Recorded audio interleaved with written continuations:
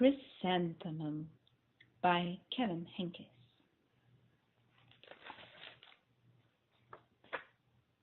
Chrysanthemum. The day she was born was the happiest day in her parents' lives. "She's perfect," said her mother. "Absolutely," said her father. And she was. She was absolutely perfect. "Her name must be everything she is," said her mother. "Her name must be absolutely perfect," said her father. And it was. Chrysanthemum. Her parents named her Chrysanthemum. Chrysanthemum grew and grew and grew. And when she was old enough to appreciate it, Chrysanthemum loved her name. "I love my name." She loved the way it sounded when her mother woke her up, and she loved the way it sounded when her father called her for dinner, and she loved the way it sounded when she whispered it to herself in the bathroom mirror. Chrysanthemum, chrysanthemum, chrysanthemum. Chrysanthemum loved the way her name looked when it was written on ink on an envelope, and she loved the way it looked when it was written with icing on her birthday cake, and she loved the way it looked when she wrote it herself with her fat orange crayon. Chrysanthemum, chrysanthemum, chrysanthemum. Chrysanthemum thought her name was absolutely perfect, and then she started school. On the first day, Chrysanthemum wore her sunniest dress and her brightest smile, and she ran all the way. "Hooray!" said Chrysanthemum. "School!" But when Mrs. Chud took a roll call, everyone giggled upon hearing Chrysanthemum's name. "It's so long," said Joe. "It scarcely fits on your name tag," said Rita, pointing. "I'm named after my grandmother," said Victoria. "You're named after a flower." Chrysanthemum wilted. She did not think her name was absolutely perfect. She thought it was absolutely dreadful. The rest of the day was not much better, and during that time Victoria raised her hand and informed Mrs. Chud that Chrysanthemum's name was spelled with 13 letters. "That's exactly as many letters as half there are in the alphabet," Victoria explained. "Thank you for sharing that with us, Victoria," said Mrs. Chud. "Now put your head down." "If I had a name like yours, I'd change it," Victoria said, as the students lined up to go home. "I wish I could," thought Chrysanthemum miserably. "Welcome home," said her mother. "Welcome home," said her father. "School is no place for me," said Chrysanthemum. "My name's too long. It scarcely fits on my tag, and I'm named after a flower."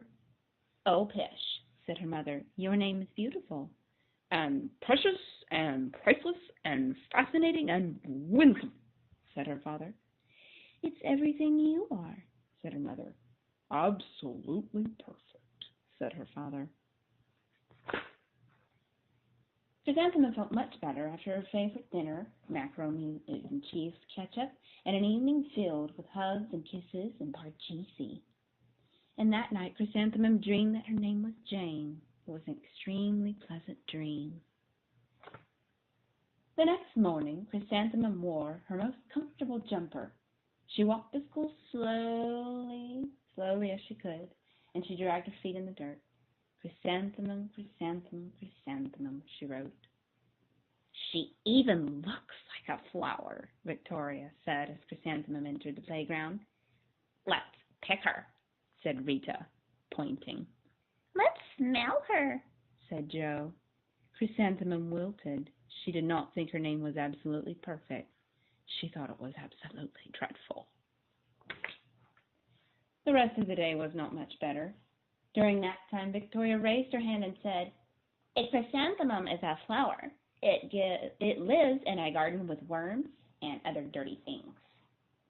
"Thank you for sharing that with us, Victoria," said Mrs. Chud. "Now put your head down." "This is why you don't go to public school, kids." "I just cannot believe your names," Victoria said as the students lined up to go home. "Neither can I," thought Chrysanthemum miserably. Welcome home, said her mother. Welcome home, said her father. School is no place for me, said Chrysanthemum. They said I even look like a flower. They pretended to pick me and smell me. Oh, pish, said her mother. They're just jealous, and envious, and begrudging, and discontented, and jaundiced, said her father. Who wouldn't be jealous of a name like yours, said her mother. After all, it's absolutely perfect, said her father. Chrysanthemum felt a trifle better after her favorite dessert of chocolate cake with buttercream frosting and another evening filled with hugs and kisses and parcheesi. Funny the father is reading a rose by any other name, understanding identity. It's interesting. That night Chrysanthemum dreamed that she really was a chrysanthemum. She sprouted leaves and petals, and Victoria picked her and plucked the leaves and petals one by one until there was nothing left but a scrawny stem. It was the worst nightmare of Chrysanthemum's life. Chrysanthemum wore her outfit with 7 pockets the next morning. She loaded the pockets with her most prized possessions and her good luck charm. Chrysanthemum took the longest route possible to school and stopped and stared at each and every flower. Chrysanthemum, chrysanthemum, chrysanthemum, they seemed to say. That morning, the students were introduced to Mrs. Twinkle, the music teacher. Her voice was something like out of a dream and everything else about her. The students were speechless, and they thought Mrs. Twinkle was an indescribable wonder. They went out of their way to make a nice impression. Mrs. Twinkle led the students in scales, and then she assigned roles for the class musical. Victoria was chosen as the dainty fairy queen. Rita was chosen as the spiffy butterfly princess. Jo was chosen as the all-important pixie messenger. And Chrysanthemum was chosen as a daisy. Chrysanthemum's a daisy, chrysanthemum's a daisy, Jo, Rita, and Victoria chanted, thinking it was wildly funny. Chrysanthemum wilted, and she did not think her name was absolutely perfect, and she thought it was absolutely dreadful. What's so humorous? asked Mrs. Twinkle. Chrysanthemum, was the answer. Her name is so long, said Jo. It scarcely fits on her name tag, said Rita, pointing. This is why you don't point, kids. I'm named after my grandmother, said Victoria, and she's named after a flower. My name is long, said Mrs. Twinkle. It is, said Jo. My name would scarcely fit on a name tag, said Mrs. Twinkle. It would, said Rita, pointing. And, said Mrs. Twinkle, I'm named after a flower, too. You are? said Victoria. Yes, said Mrs. Twinkle. My name is Delphinium Twinkle. And if my baby is a girl, I'm considering Chrysanthemum as a name. I think it's absolutely perfect. Chrysanthemum could scarcely believe her ears. She blushed, she beamed, she bloomed. Chrysanthemum, chrysanthemum, chrysanthemum. Jo, Rita, and Victoria looked at Chrysanthemum longingly. Call me Marigold, said Jo. I'm Carnation, said Rita, pointing. My name is a Lily of the Valley, said Victoria. Chrysanthemum did not think her name was absolutely perfect. She knew it. Overall, the class musical was a huge success, and Chrysanthemum was absolutely perfect as a daisy. Victoria made the only mistake, and she completely forgot all her lines as the dainty fairy queen.